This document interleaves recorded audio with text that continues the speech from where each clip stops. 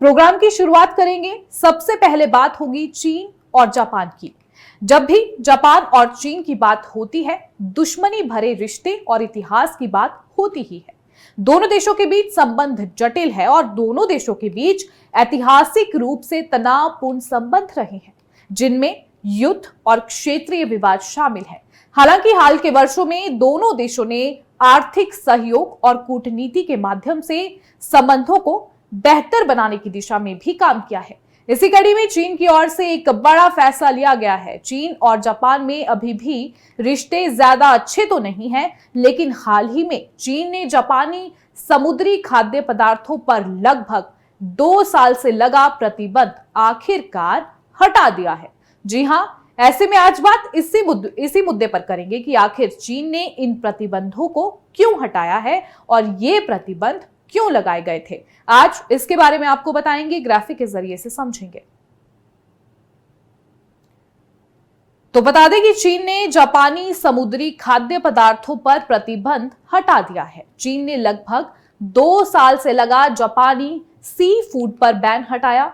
चीन की ओर से ये प्रतिबंध साल 2023 यानी 2023 में लगाया गया था, जब जापान ने फुकुशिमा परमाणु संयंत्र से हल्का रेडियोधर्मी पानी समुद्र में छोड़ने की योजना पर अमल शुरू किया था। अब चीन ने ऐलान किया है कि जापान के ज्यादातर हिस्सों से समुद्री खाद्य पदार्थों का आयात फिर से शुरू किया जाएगा। फुकुशिमा का परमाणु संयंत्र साल 2011 में आई विनाशकारी सुनामी में गंभीर रूप से क्षतिग्रस्त हुआ था। संयंत्र में आज ईंधन को ठंडा करने के लिए पानी डाला जाता है।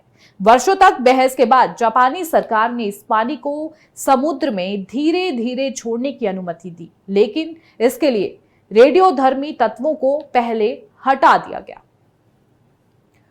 अब अगला सवाल यह है कि आखिर चीन द्वारा लिए गए इन फैसलों पर जापान ने क्या कहा है।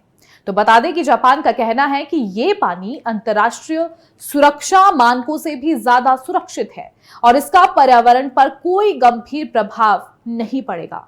लेकिन चीन इससे सहमत नहीं था। चीन ने अगस्त 2023 में जापानी समुद्री खाद्य पर प्रतिबंध लगा दिया था। ये जापान के मत्स्य उद्योग के लिए बड़ा झटका था, क्योंकि चीन जापानी समुद्री खाद्य का सबसे बड़ा विदेशी बाजार था, जो कुल निर्यात का करीब 20% हिस्सा था। हालांकि चीन ने अब प्रतिबंध में ढील दी है, लेकिन फुकुशिमा समेत जापान के 10 प्रांतों से आने वाले समुद्री खाद्य पर अभी भी रोक जारी रहेगी।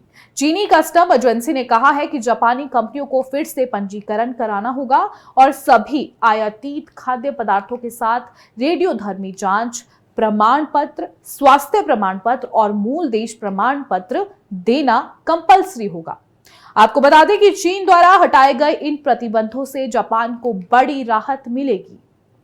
इस फैसले को जापानी उद्योग के लिए बड़ी राहत माना जा रहा है, खासतौर पर उन क्षेत्रों के लिए जो चीन में अपने उत्पाद बेचते थे। हालांकि पूरी तरह से बाजार खोलने के लिए दोनों देशों के बीच अभी और कूटनीतिक बातचीत होनी बाकी है।